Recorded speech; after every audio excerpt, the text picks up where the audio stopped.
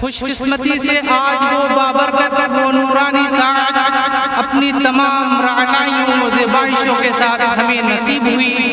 جس کا ہم سبوں کو بے صبری سے انتظار تھا۔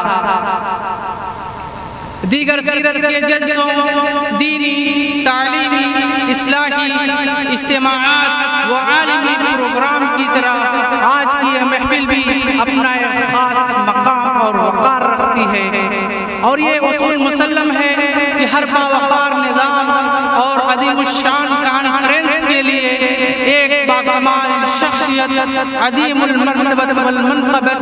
رفیع الدرجات، ایک عظیم ہستی کا رہبر و رہنما ہونا ضروری ہے۔ اسی لیے کسی شاعر نے کہا ہے، ٹوٹے دل کے لیے حوصلہ چاہیے، ٹوٹے دل کے لیے حوصلہ چاہیے، کارواں کے لیے مقتدا چاہیے۔ لہذا اسی روایت کے پیش نظر ہم جلسے کی صدارت قاری سراج احمد صاحب قاسمی، خلیفہ نمونہ اسلام مفتی ابوالقاسم صاحب کو اس صدارت کا تحفہ ہم پیش کر رہے ہیں، اور آپ حضرات کو بخوبی معلوم ہے کہ حالات و تجربات کی روشنی میں کہ ہر محفل کا آغاز دینی و ملی ایسی شے سے کیا جائے جو تمام مسلمانوں کے ہاں اعلیٰ و عرفہ ہو، اور وہ اعلیٰ و عرفہ چیز ہمارے یہاں کلام الہی ہے، جو وہ ہمارے یہاں کلام الہی ہے جو محمد عربی صلی اللہ علیہ وسلم پر 23 سال کی مدت میں نازل ہوا۔ یہی وہ آخری آسمانی کتاب ہے جسے سن کر فصحا، بلغا، ادبا و شعراء حیران و ششدر رہ گئے۔ اسی وجہ سے قرآن کریم کی فضیلت تمام آسمانی کتابوں پر ایسی ہے جیسے خالق کائنات کی بزرگی و برتری تمام مخلوقات پر۔ تو آئیے قرآن کریم کی تلاوت باسعادت کے لیے ایک ایسے خوش الحان قاری کو دعوت دینے جا رہا ہوں جن کے ترنم خیز آواز، قیمتی لب و لہجہ، قواعد تجوید کی رعایت اور لحن داؤدی سیکل کا کام کرتی ہے۔ میرا اشارے کلام، میں تلاوت کلام کے لیے قاری اسحاق صاحب کو دعوت دیتا ہوں۔ اس شعر کے ساتھ اس صحیفے کی صحیفوں میں الگ ہی شان ہے، اس کے ایک ایک لفظ میں عرفان ہی عرفان ہے تلاوت بھی ثواب، اس کی سماعت بھی ثواب۔ اللہ اللہ کیا کلام پاک کا فرمان ہے۔ تو تقدیس کو لے کر چلتے ہیں، ایمان کو لے کر بڑھتے ہیں، یہ دار و حسن کے دیوانے قرآن کو لے کر بڑھتے ہیں۔ مائک پر قرات کرنے کے لیے قاری اسحاق صاحب کو دعوت دے رہا ہوں کہ وہ آئیں اور ہم سامعین کو تلاوت باسعادت سے مستفید فرمائیں۔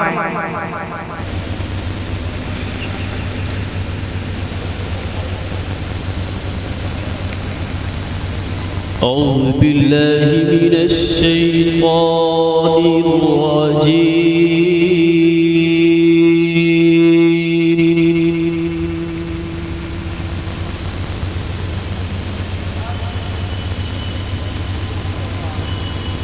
بسم الله الرحمن الرحيم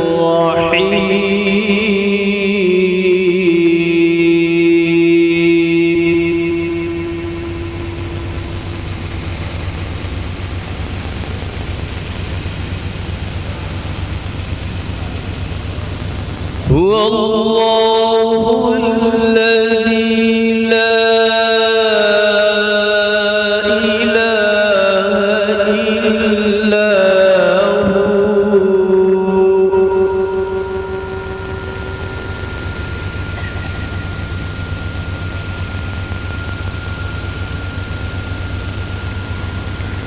عالم الغيب والشهادة هو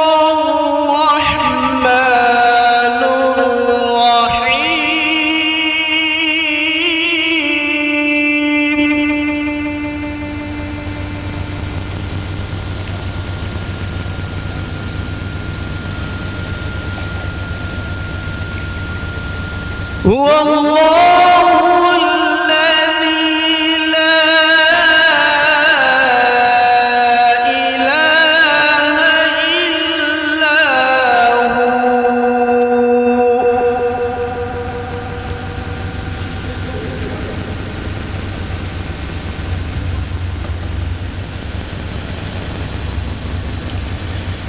الملك القدوس السلام المؤمن المهيمن العزيز الجبار المتكبر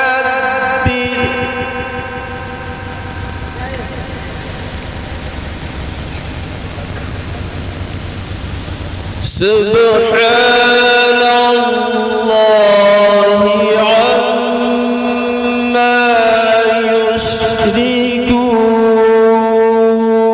يشركون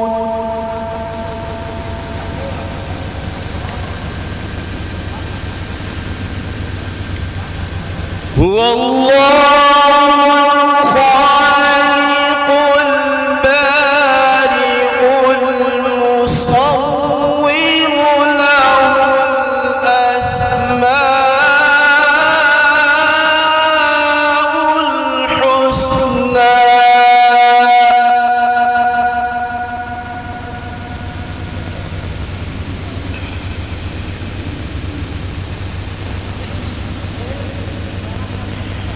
يسبح لله ما في السماوات والأرض وهو العزيز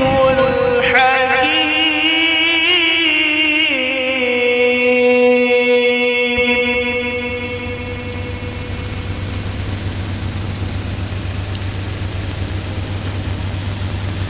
بسم الله الرحمن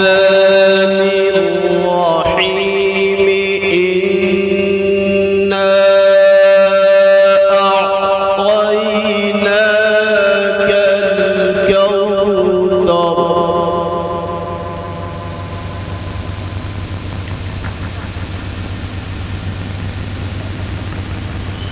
إنا